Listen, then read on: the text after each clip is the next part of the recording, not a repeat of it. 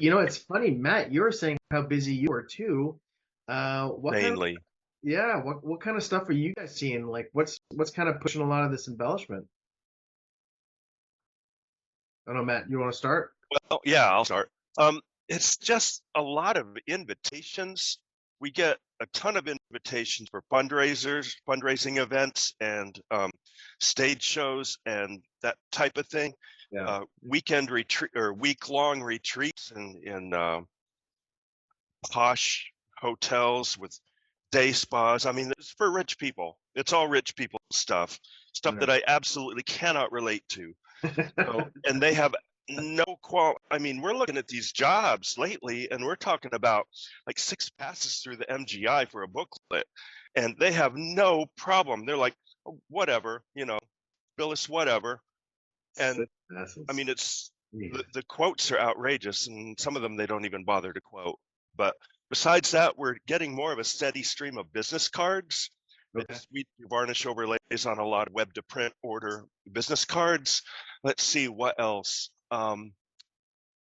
Ryder, Yeah. Ryder Ryder has been doing a lot of stuff. Community Foundation, United Way, Yeah. tons of stuff for United Way. Just the volume is like we've got projects that are due in 4 months, and then we get the projects that are due in 4 days. So we've got this whole strange thing going on. Like, which job for Make-A-Wish are we talking about right now? Is the one Right. that's 4 months out or 4 days away? So there's a lot of confusion about it, but that's just because we're just getting hit from all angles, and we're still short-staffed, and we're still being taken over by the corporate entity with the merger. And so that creates a lot of Mark. confusion there too. So Usually, I'm kind of curious, Matt, though, and again, Ken, this is your meeting, so you run with it. But what are they asking? Are you running a lot of varnish, a lot of foil? What are you seeing most of?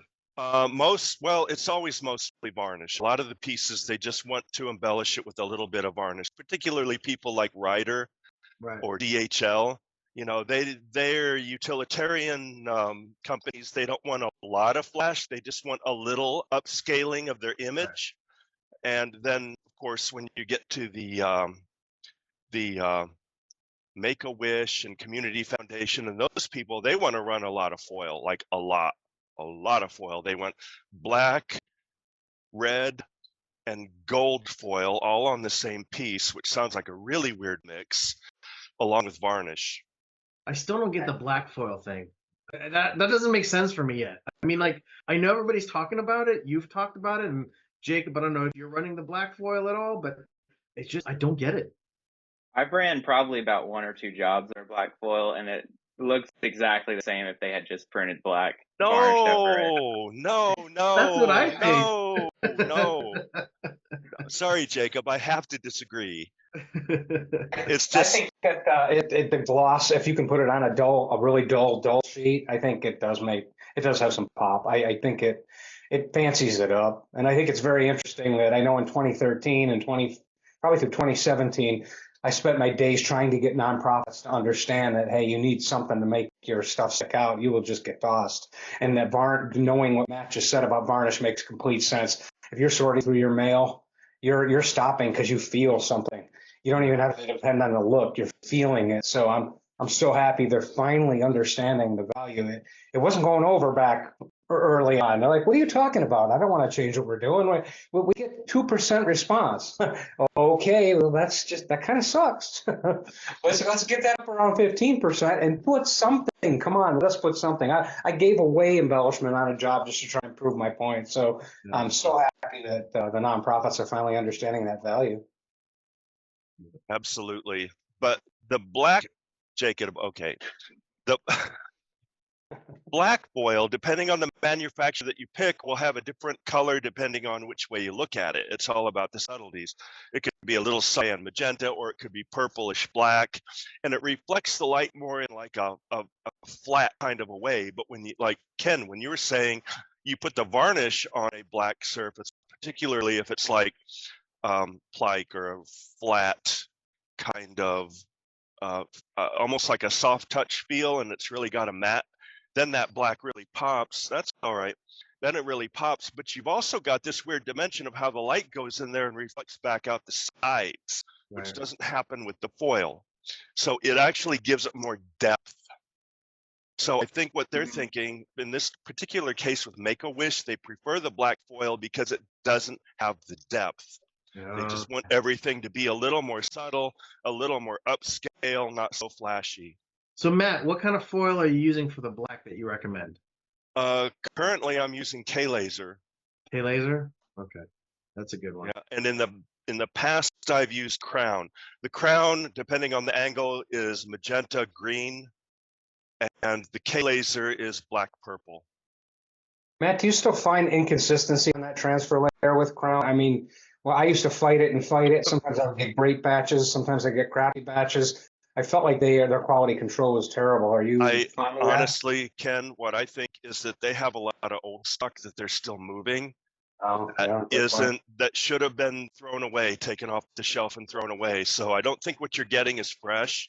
And as you know, when it comes to foiling, the polymer adhesion base needs to match the polymer structure in your varnish. And every time I get a new shipment, if you look at the MSDS sheets, the chemical composition has changed. Even on varnish. On the varnish, the chemical composition has changed. So now what they've engineered for the foil to stick to the varnish doesn't match as well anymore. See, Jacob knows. Yeah, I was gonna say about the last 3 or 4 shipments we've gotten, their labels, even just on the jugs, are completely different. Well, I busted them on that very early on. I noticed a big change in the varnish. I'm like, this changes everything. Like, why didn't you warn us? How about a heads up? Well, we didn't think anybody would notice. Oh, yeah, right. These technical operators in the field, that's what our job is. We notice every little thing from an operational point of view on that machine. So how do you get around it? I mean, what's the tricks that you would do or that you guys currently do when there's some kind of a change in the formulation to be able to get it to work? Do you guys have any recommendations, or what did you do, Ken? Fortunately, I found most of the time I could use my second bank of lamps, not my setting lamps, my curing lamps. And if it cured too quickly, which was usually what the changes were, they were trying to make it cure quicker so it didn't stick and you didn't get any off-gassing, then I would back down that second set of lamps to about 80%, and then I could get better adhesion. But sometimes it was more of and then you have to mess with speed. Speed was a biggie. Heat, not so much. I think that when you find that sweet spot on the heat, that's more about the foil leaving the transfer layer. So speed and that second bank curing lamps were huge when it came to messing with those changes. What do you find, Jacob? Yeah, I usually do end up manipulating some of the curing stuff more often. Most of the foil settings, yeah, they don't really affect it as much.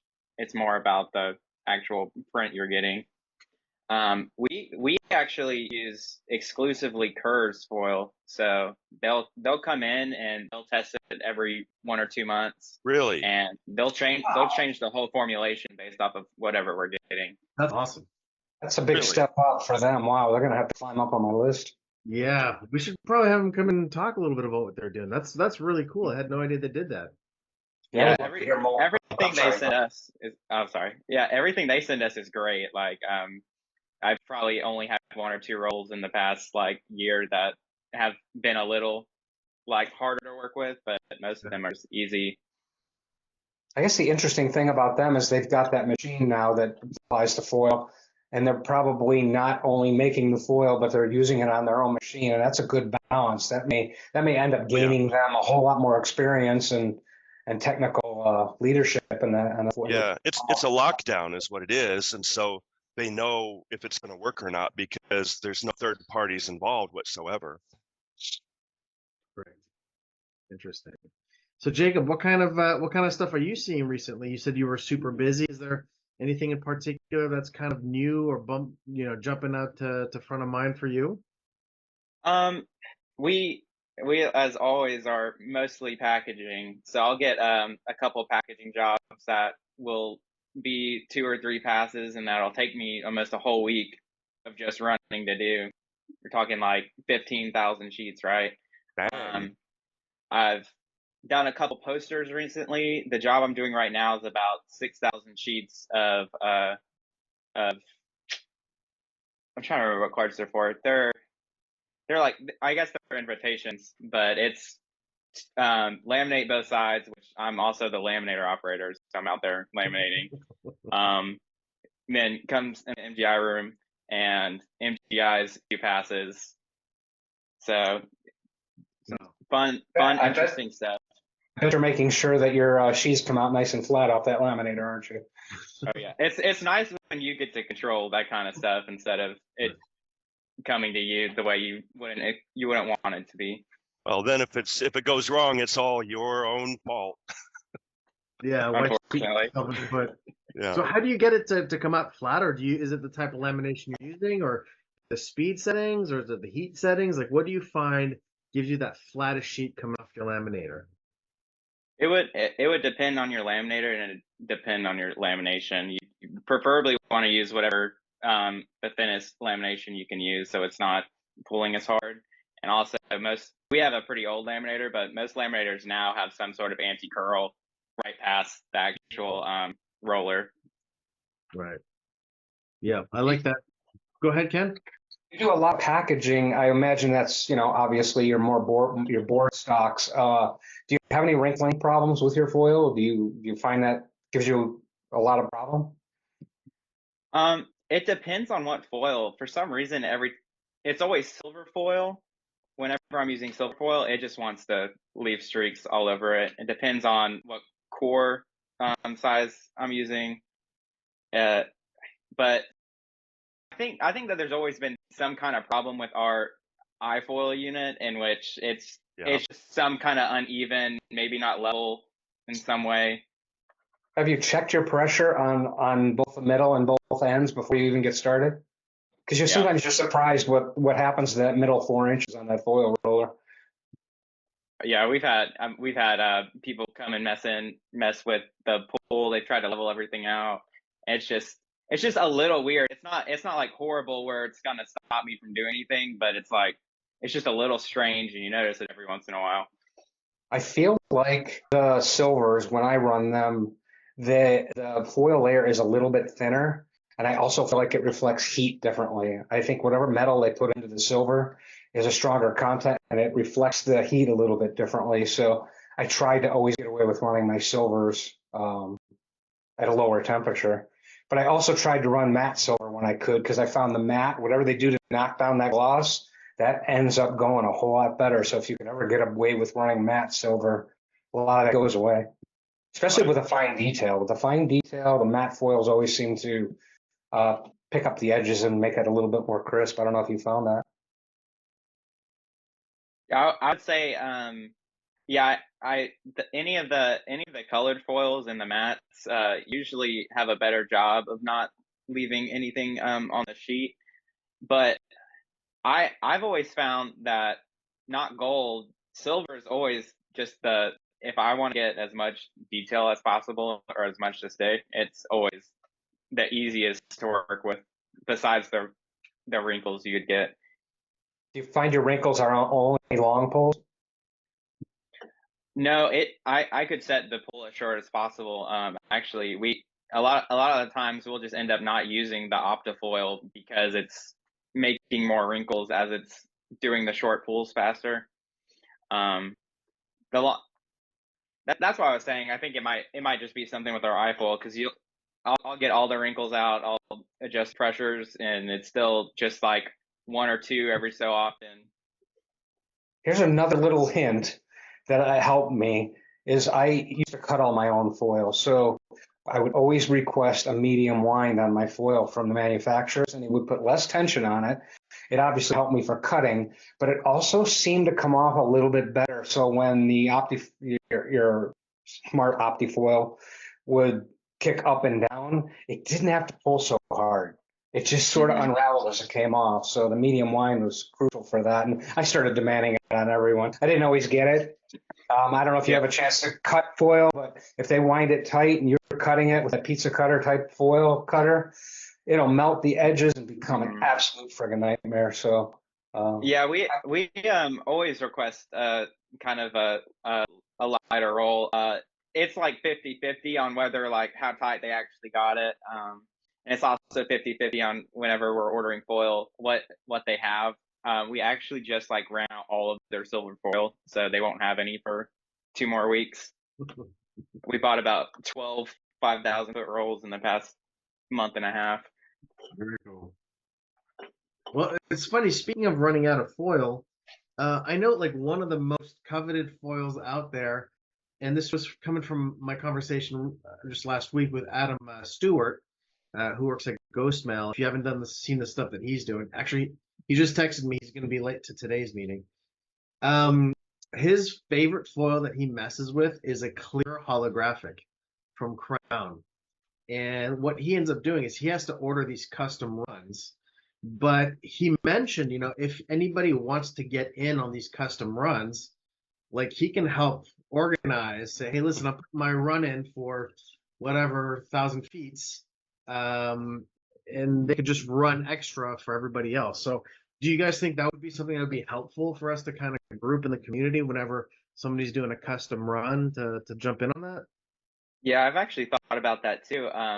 Talking with some of them about ordering custom colors, because most are going to have a 50,000 foot requirement, and there's no way anyone's using 50,000 feet in the time before that expires. Exactly. So if we can all say, hey, I want 8,000 feet of this custom, we get 5 people who want it, then that'd be a great thing.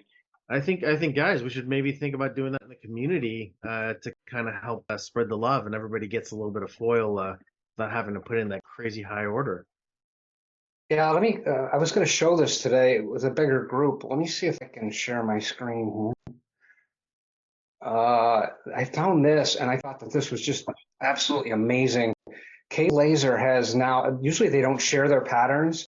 Look at the number of holographic. You guys can see it, right? Oh yeah. Mm-hmm. The number of holographic patterns they have now, and I mean, it's just endless, especially for packaging. Ken, is that for digital though? Yeah, well, they all they have to do is put this on the digital layer. So if you're going to order enough, I'm going to guess any one of these patterns can become digital. They Usually, do have, if you're looking for what's in stock, they typically won't. But they usually have 3 or 4 available that are all ready to ship with the digital base, and those would include like glitter or cracked glass, those types of patterns. Pretty generic, but they do foil very nicely. so things have come a long way, and I guess they would probably make anything if you ordered enough, especially if we're talking about this, right? Or maybe we get together as a community and we tell these foil manufacturers, hey, we want these options. What can you do to help us? We could probably do like a little survey on this thing. Be like, hey guys, what do you guys want? 1, 2, 3, 4, 5. Have everybody vote on like the top 5 ones that we can request. For example, K Laser or Crown or whoever it is to run for us, and put that as a look. That's what communities are for, man. That should be at the heart of the kind of stuff that we're doing. I love where we're going with this, but could be a good idea, Ken. Jacob, you came on today. Did you have any particular questions or issues you were trying to get past on operating machine? Not any super serious ones. I did want to ask Matt. We kind of talk about sometimes how it's from like year to year. Maybe it's like a gold foil year where gold foil is really popular, or maybe it's a silver year where silver is really popular. And as you guys probably guessed, from what I said last, it seems like a silver year for us here. So I was wondering if you guys are kind of seeing that trend. No, you are spot on, because the last year and the year before it was all gold. All of the gold. And then this year, so we ordered all this gold. We had tons of gold in stock and some silver. Well, now we keep running out of silver, and the gold is aging, and I'm wondering if I need to just throw it away because we're not using it at a good enough rate. It's really frustrating because there's no way that you can forecast that. We did that with matte silver. We ordered rolls and rolls and rolls of matte silver, and now they're sitting there. Same thing with red. We were seeing a big uptick in red. And then over this last year, we thought we were going to get tons of orders for red for the holidays. Nope, absolutely not. So yeah, it's definitely a silver year. Everybody wants silver, and I don't know why. Yeah, it's strange how that flip kind of happens. Well, I'm hearing an awful lot of commercials on the radio, especially for people that they should invest in gold because of inflation. Maybe you guys need to try and get a few of these guys as customers and use up the rest of that gold foil. Because not a lot of people listen to terrestrial radio anymore. So I don't. I never listen to terrestrial. I don't listen. I canceled my XM satellite too. That was just excess. Yeah, the world's a changing. All right, very cool. I had a lot prepared today to talk about best practices for operating, for running foil on a jet varnish, but with the two of you, Yeah. we're long past that. So I really appreciate your input. I wish more people were here to hear it, but we will digress and move forward. Yeah, Jacob, what do you think we can do to get more people to join these things? Because we had a good following, and then summer break hit. Any ideas on how we can kind of help grow the community? I'm not sure. For me personally, the only reason I couldn't get on is because I'm just on something all day, every day, and it's hard to find time. I thought when we had the idea of doing kind of like a bi-weekly that would kind of help even it out more. I'm not too sure. Yeah, well, we'll find a way to get more people on here, and thank you for joining, Jacob. We really appreciate you being here. Matt, problem. Matt, you're off to go teach the world how to design for embellishment at Paper Specs Live. Have Yes. a flight, my friend, and I wish you a very successful trip. Thank you. Teaching a lot of young people how to do this stuff. I think you're doing the good work, my friend. How to do the thing. Yeah. Hopefully the weather will. It's pouring rain right now. I'm getting rained on. I'm indoors. I'm getting rained on. I keep getting water dripping on my screen. It's water everywhere. I mean, it's coming down good. So Are you in Miami or Fort Lauderdale? I'm at Fort Lauderdale. I would never go to Miami. Not if I can go to Fort Lauderdale.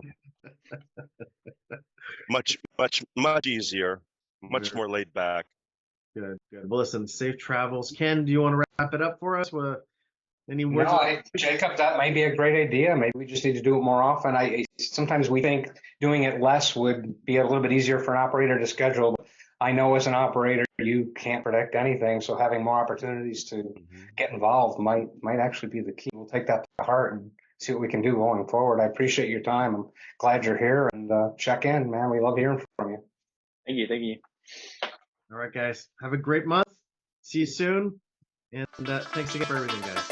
Stay safe, Matt.